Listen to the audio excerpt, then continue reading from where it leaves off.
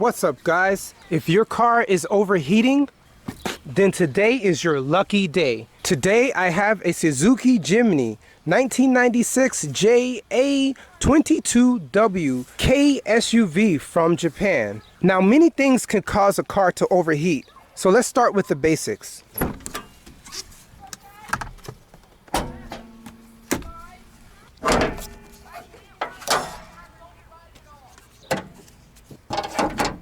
Recently, after a long drive, I found out that this day gas bottle was essentially overflowing with green antifreeze just coming out. So, the first thing you want to do is check the radiator fluid. When it's cold, take the radiator cap off and look inside. In this case, it's bone dry. So the next thing to do is pressure test the system and check for leaks. Here, I have my cooling system pressure test kit. And don't worry, I'll make sure to link every single tool that I used in this video into the description below. This is a pressure leak test that I've had for years. And don't worry, if you want to do it yourself, you can easily buy this system online on Amazon just as I did to check for leaks within your system. So what you want to do is make sure you find the exact fitting for your system. For this Suzuki Jimny, I'll be using this one, which is for the size of 7x12. So I'll go ahead and put this down just like this, push down and turn to the right all the way until it stops. Right there you'll see a tab and it will not go any further. From here, you'll get your pump and attach it to the top of the fitting. Same thing here, you'll go ahead and line it up, push down, and turn it all the way to the extreme right until it stops. From there, you'll go ahead and turn this nozzle all the way until it clicks. There you go. So as you can see, it is not moving left or right anymore. This can jiggle, but this has no bearing on the pressure inside. So now let's look at the actual radiator cap. So from here, it states 88 kPa. And so 88 kPa stands for 88 kilopascals, which is equal to 12.76 psi. So what I'm going to do is just go ahead and start pumping all the way until I get to 12.76, which is right before the 13, to see if I'm losing any pressure after pumping it up. And let's give it one more. All right, let's see if we see any leaks. I don't see anything coming out of the radiator, so that's a good sign. Let's look towards the back. I don't see any leaks and I hear nothing dropping on the floor. Let's go underneath. And same thing under here, bone dry. No leaks at all. So overall, give it about a minute or two and see if it decreases. As you can see, it is stuck between 13 and 14 and it is not decreasing at all. So that's a good sign that our radiator is okay and that there is no essential leaks within these particular lines. Another issue could be your radiator cap, but looking here, it doesn't seem like I have any issues when it comes to that. So to remove this, just go ahead and release the pressure by going counterclockwise, super slow. You hear that hiss?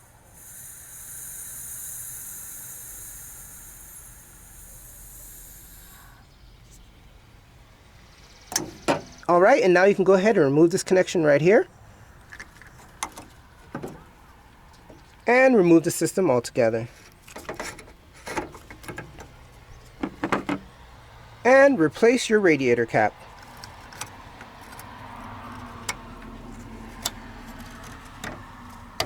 So let's say you pressure tested it and there weren't any leaks at all. What do you do next? So if you did find out that your radiator cap was having issues and it was leaking or couldn't hold pressure, then definitely replace this radiator cap because it is pretty cheap.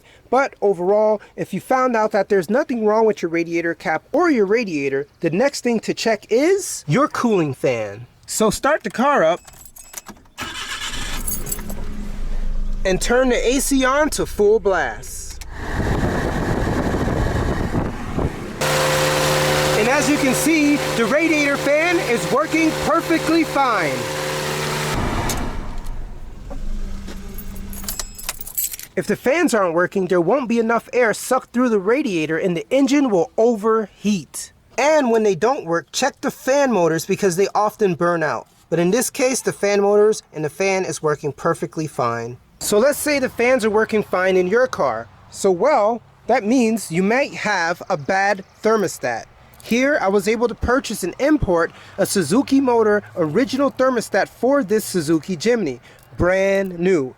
So if you wanted to do it too, you can. This part number is 17670-73G01, Suzuki Motor Corporation.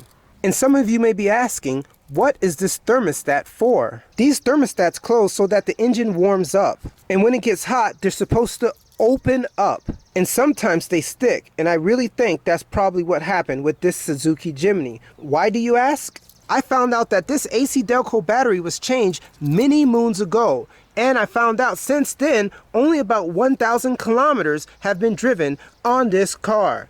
So overall, I think that this car has been sitting for so long that it probably got stuck closed in that position. So I think it's time to replace this thermostat. Most thermostats are pretty easy to get to. On this Suzuki Jimny, all you have to do is follow the lower radiator hose, and right here, that is a thermostat. It is put together by two 12mm bolts. All you have to do is go ahead and remove these two right here, and then you can get to the thermostat. And then after that, you better hope that a new thermostat fixes your overheating problem, because if it doesn't, you have one of three problems. Either the radiator itself is so old that it can't dissipate heat anymore, or the head gasket of the engine is starting to blow, or finally, you might be having a water pump issue right here. So normally these water pumps are pretty fragile, so at times these water pumps could actually leak internally, and then from there, it's best to go ahead and replace it.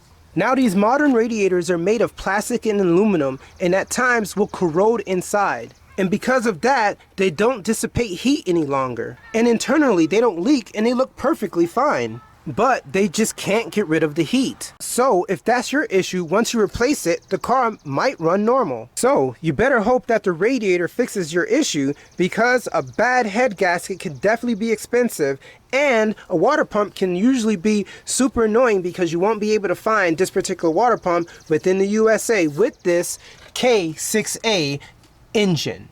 And so if you're able to import the head gaskets for the Suzuki or whatever particular car you own, that can definitely be well over $1,000 to get the parts and for the labor to fix this head gasket issue if that is your problem. So before you tear the engine down, it's best to just go ahead and start with the simple things, i.e. getting a replacement for the thermostat. So what I'm going to do is go ahead and show you how to do it on this 1996 Suzuki Jimny JA22W. So the first thing I need to do to change the thermostat on this Suzuki Jimny is drain the engine cooling system until the level of the coolant is below the level of the thermostat. So first what I need to do is go to this petcock down here and drain the coolant into a bucket. Right down there is the petcock. So what you want to do is just go ahead and turn that counterclockwise, and then you can go ahead and drain your coolant.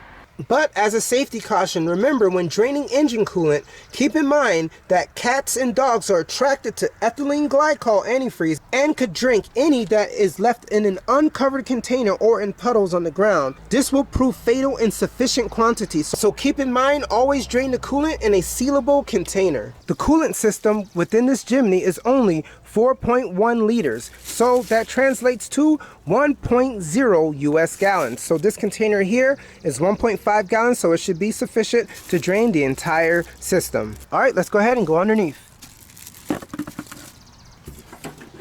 Let's turn it counterclockwise and let it drain. There it goes.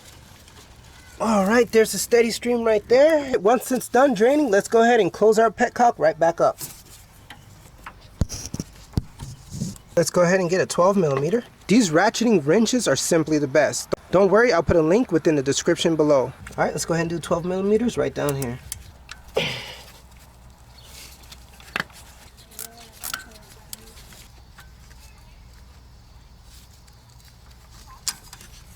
Go ahead and get the other one.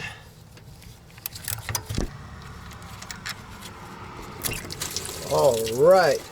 There it goes, right down there. Luckily I have the bucket right there below so it doesn't spill on the ground, but there you go. So right there you can see the thermostat. Let's go ahead and remove it. All right, so all you're gonna do is just pull this aside, and you see right there, it has a little bit of grit. So before we put this on, we're gonna make sure that we clean this housing off completely. So let's go ahead and just pull it. Wow, you see, I am unable to pull it. Keep in mind the positioning. We see that this little nozzle here is facing this way towards me at this particular position, almost 12 o'clock. So I need to make sure when I put the new thermostat on that I put it back in the exact same spot right here. But man, look at this. I am unable to pull this thermostat out. Come on. How about we try needle nose pliers?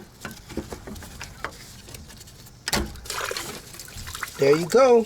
So the needle nose pliers work perfectly fine. First, let's look at our housing, and we can see that there's some crudiness down there. So we definitely want to make sure we clean that out before we put a new one in there. But overall, everything seems to be clean. Go ahead and compare. So from here, you see that both of them are 78 degrees Celsius. So this is the OEM, just as this is. But look at this. Look how cruddy this is. Let's look at it. They look to be about the same. Everything's exactly the same.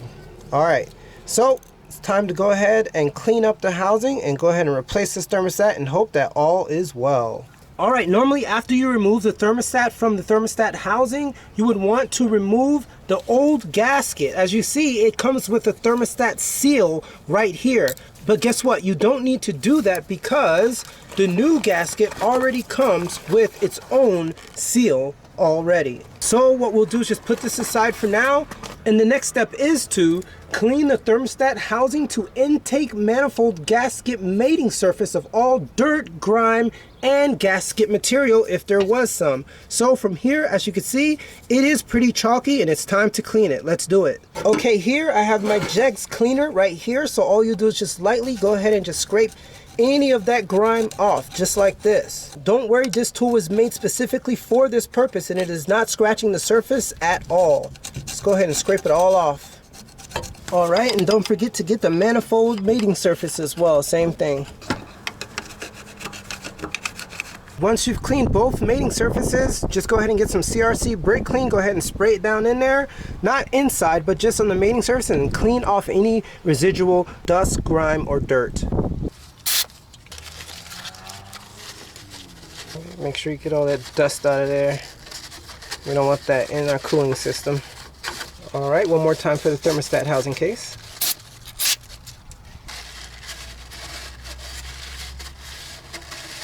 Clean it up really good. So just make sure you go in a circular pattern. This way you can get all that grime out of there so the thermostat seal could fit perfect and snug. One thing to keep in mind when installing the thermostat on this 0.66 liter and the 1.3 liter engines, ensure that the air bleed valve is facing towards the front of the engine. So before, when I took it off, it was facing 12 o'clock, so I'll just put it right back the way it was. Just go ahead and place it right in there, just like that. Make sure it's fully seated right into the housing surface. All right, now that the new gasket and thermostat are in position, let's go ahead and position the thermostat housing over the thermostat and on the intake manifold. All right, just go ahead and place it right over there and make sure to align the holes to where it's supposed to be. Just like that. All right, now let's go ahead and get our bolts. All right, now it's time to install and tighten the thermostat housing mounting bolts evenly and securely. All right, let's go ahead and put it right in there. Get it in there, lefty loosey, righty tighty. Let's do the same for the one on the top. All right, let's go ahead and get my 12mm wrench.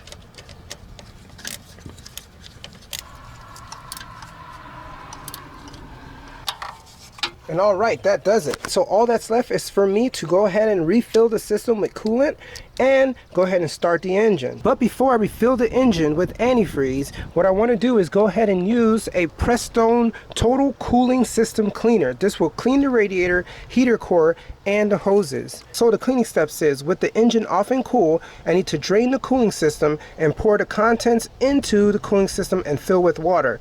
So this 22-ounce bottle right here actually cleans cleans up to 3-gallon systems. So being that this system is only 1.08 US gallons, there's no need to use this entire bottle. So what I'll do is just use about half of it. Then I'll go ahead and fill it with water, but not just any water. I will definitely use just distilled water and just use this entire bottle. I didn't see any crud or anything like that, so I'll just do a light cleaning. I'll run the engine for about 10 minutes, let it cool, then drain the water all together, and then from there I'll go ahead and rinse the system by filling it with clean water and running it for another 10 minutes, and then finally I'll go ahead and fill the system with Asian green 50/50 antifreeze. Alright, let's go ahead and do it. Make sure you get yourself a nice radiator funnel.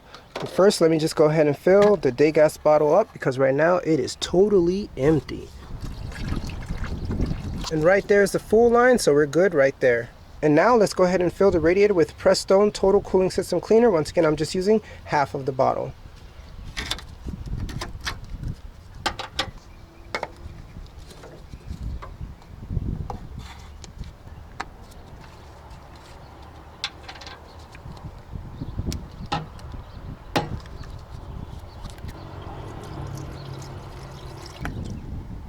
That should be good enough. Alright, now after the contents are poured into the cooling system, let's go ahead and fill it up with water. Let's put our radiator cap back on. Let's go ahead and run the engine for 10 minutes. And there you go, 10 minutes is set on the clock right there. Let's go ahead and start the engine. So within these 10 minutes, what I'm going to do is just take a look around the engine and just inspect for leaks, see if there's any water leaking anywhere, and then from there, we'll just move forward with the cleaning. So far, the thermostat housing looks perfectly fine. No leaks. No leaks. Now let's take a look at our temperature gauge. So currently it says it's on cold. And from here, we'll go ahead and see how high it gets. 10 minutes is up. So let's go ahead and turn off the engine and drain the coolant. Okay, so now that the engine is off, I need to make sure that I allow the engine to cool. It may take upwards to about 30 minutes or so. And so after that 30 minutes, the engine should be cool, and I should be able to go down there and release the petcock and drain the system of all of the dirty water that's in there. All right, let's get to it. Let's go ahead and open this up to relieve the pressure, and make sure we just put a towel over it so no spurts come and splash us. So safety first. Slowly, slowly. Now that the system's cool, let's see that green coming out right over there. Still had a lot of green still in there, so let it flow. Just a steady stream at this time. It has stopped draining altogether. Let's go ahead and tighten back up that petcock and fill it with distilled water. And as you can see there, only a little bit of water is left. So we're going to go ahead and fill that back up and put some in the radiator. Right there to the full line.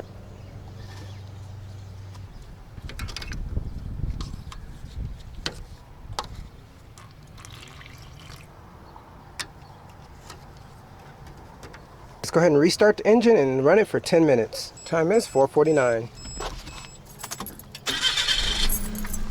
Now it's time to remove any remaining water that was in the day gas bottle. Simply push this up and remove it all together. That's easy.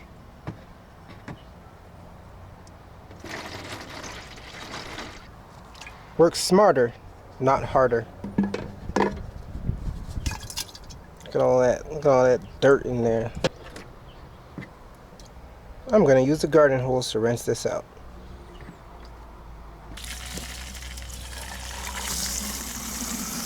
That should be good enough. So I'll be using this entire gallon plus 0.08 of this. So just a little bit of for this one, because that's all the system could take. Right at the full line.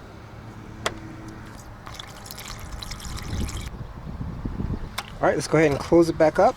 So what I'm going to do is run the engine for about another good 10 minutes and then I'll drain it one more time, and then put the remaining portions of this one and that one in the system. So that last drain should push out any of the distilled water that was in there. Once again, this one is already pre-diluted 50-50 with antifreeze and water. So from here on, that should be an easy fix for your overheating Suzuki Jimny or car that's similar to this one.